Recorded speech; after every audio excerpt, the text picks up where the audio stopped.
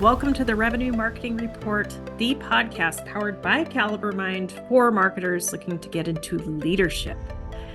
I'm your host, Camela Thompson, and today I'm once again joined by one of my favorite guests, Doug Bell. Doug, Camela? How's it going?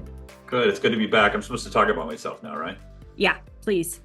Okay. I am a fractional CMO with an organization called Chief Outsiders. I've had the incredible privilege of having a client called Caliber Mind, which is our sponsor for this event. I had also the great privilege of following the amazing work by Camela as leader in marketing. So I stand on her shoulders, and I'm excited to be joining you and talking about that today. And this topic is bound to get spicy. I am so excited. It's our favorite. Why does finance view marketing as a cost center and not a revenue generator? Go. Okay. This could be the longest or shortest episode in the RMR series ever. Let's see if we can make it a short episode. Ready? Go. Marketers struggle to draw a line between marketing spend and bookings. Boom. And that is typically why CFOs see us marketers as a cost center, because we're struggling to make the case that what we're doing turns into revenue. People know, Campbell, they know that we contribute, but it's really that direct line. And that's really the holy grail in many ways, being able to associate spend with results. Yeah.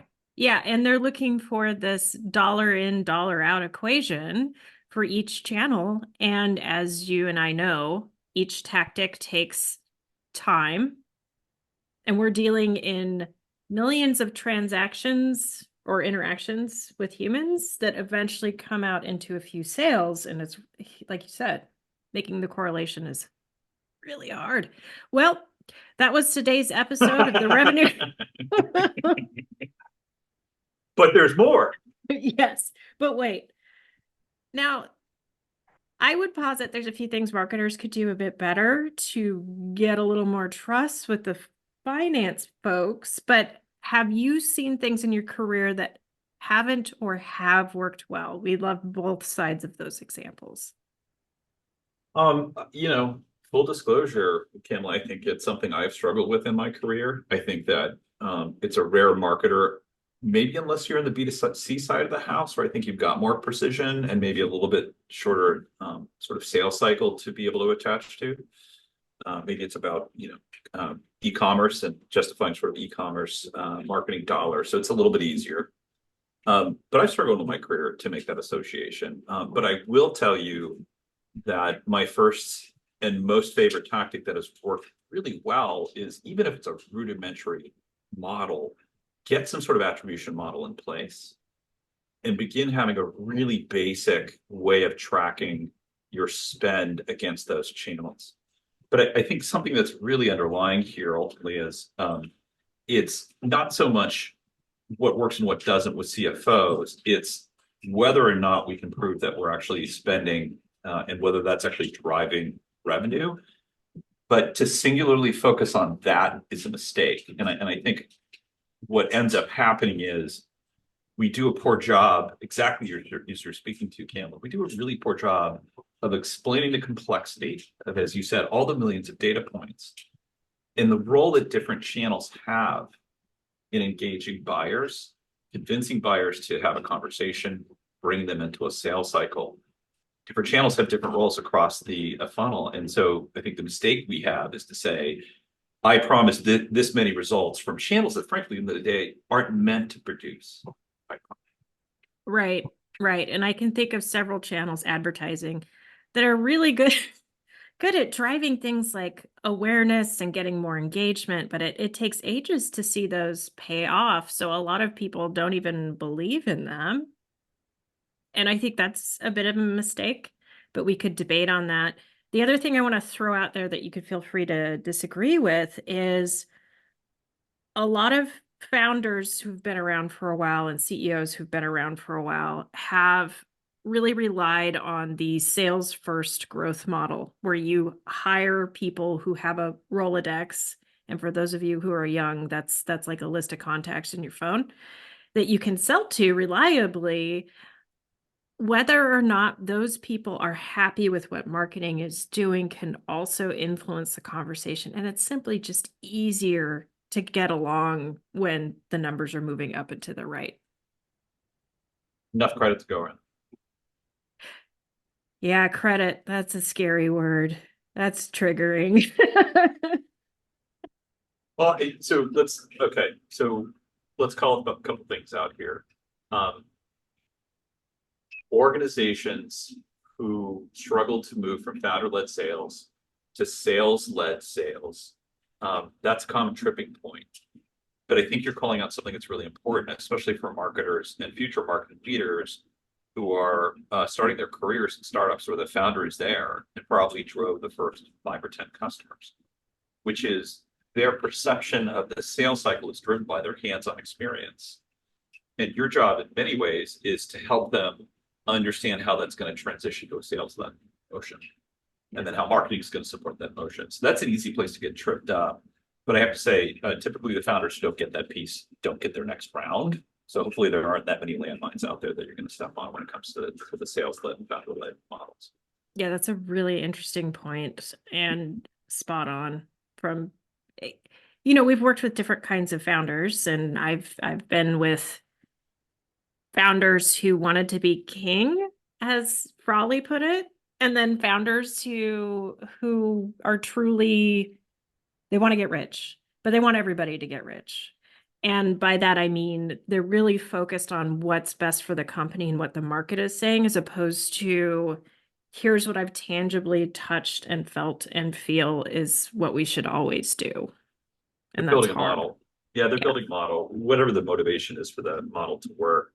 And so they're able to step outside that. There's fairly low ego. It's entirely about whether or not the model's efficient. And I feel like we're lucky enough in SaaS to have lots and lots and lots of founders and CEOs that think that way. You always have the corner cases, but those corner cases typically don't last either. So recently, I worked with Open Prize on a survey of operations professionals, and it was really interesting to me that marketing operations professionals, one of their lowest priorities was financial modeling. Hear me out. It does seem like something that would be on the edge. However, if you think of budget season, you really need to understand and learn how top down and bottoms up approaches. Doug, I know you've gone through budgeting, and it's easy to make mistakes, and mistakes are kind of okay. We kind of expect them. However, I'm not saying you made a mistake. I've made mistakes. Let's just clarify. We've all made mistakes. Okay, we're in it together. Sweet. But understanding how the finance team thinks about the business and spend, I would say that it's kind of risky that skill is such a low priority, don't you think? I do, but I think it gets back to your original point, that being that marketing is seen as a cost center. And I'm going to oversimplify this because you know me, Camela. That's what I want to do with everything. But let me oversimplify this, and that is to say, if marketing is viewed as a cost center, that's usually typically a failure, not of marketing. It's a failure in marketing leadership. And Yeah. that's because the marketing leadership is, and I'm sorry, and by the way, I've been in this cycle too. I've been that marketing leader who created a situation where marketing was seen as a cost center. So I think we all, at some point in our careers, spend some time in that place, and it's awful. Okay, so this is pot kettle. But at the same time, what ends up happening is if you don't have, and especially in today's SaaS world, folks, if you don't have a well thought through multi-channel model, this gets back to what we talked about before, the nuance of what we're doing, and not all spend equals direct bookings or direct pipeline. But if you don't have a really solid multi-channel model, that's not static, that's flexible, you can play with it. You're just always going to be reacting. And Yeah. one of our managing partners here at Chief Outsiders, a brilliant woman named Karen Hayward, wrote a whole book on this called Random Acts of Marketing. And so I feel like those are kissing cousins, random acts of marketing, and marketing being perceived as a cost center. And I also think, Camela, this is easily remedied. And I don't necessarily think it's a conversation, as much as I love Calvin Mine's products and as much as I love and believe in attribution. I think that's sort of the third step. I feel like the first step is, do you have a marketing leader who can articulate a multi-channel plan that's going to drive revenue? And when it works, show it works. And by the way, guess what, folks? Sometimes it doesn't work, but you flex the model. That's when you start getting away from cost center and more into the situation where marketing is seen as an engine for growth or revenue. Yeah. Yep. I 100% agree. I'm thinking back in my career at all the times the leaders who did well, they were wrong at times and they could admit it really quickly and they could explain why. And they could explain what they were going to do differently. And that's ultimately what any CFO, CEO is looking for is you have a solid enough understanding of the baseline numbers to understand what works when, and you can diagnose when it went wrong. So it's not something you keep repeating. Can I give a live use case with our Yes. favorite brand, Caliber Mind? And I really like what you're saying about being able to admit when a part of the model isn't working, right? And I won't get into the architecture of the model because I don't think that's germane, but I would say there was a point in the fall, and I know folks, we all went through this collectively, but there was a series of updates that were pushed out by Google, which ultimately are about increasing the quality of content, right? And that's, for the most part, that's really what they're looking for, or to increase the number of PPC SERPs for them. That's another conversation.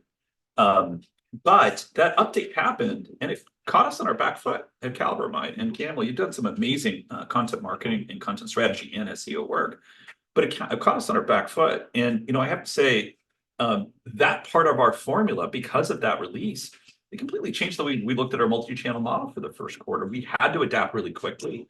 And I had to have this really fun conversation going to what used to be our mutual boss and go, I goofed up.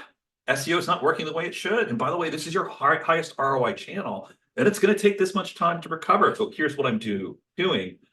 And so again, that also, I think, I love that you called that out because I think that is your coin of the realm when it comes to being credible, driving a model that produces revenue, and ultimately not being thought of as a cost.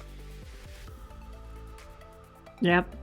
Well, perfect segue into our next topic, Doug. We're going to be talking about the holy grail of marketers, ROI. Can't wait. I thought it was TikTok. Nope, it's ROI. Check. Listeners, thank you so much for tuning in to the Revenue Marketing Report. Please tell 2 friends, subscribe, download, whatever you can helps. And for those of you looking for more great content like this, check out calibermind.com.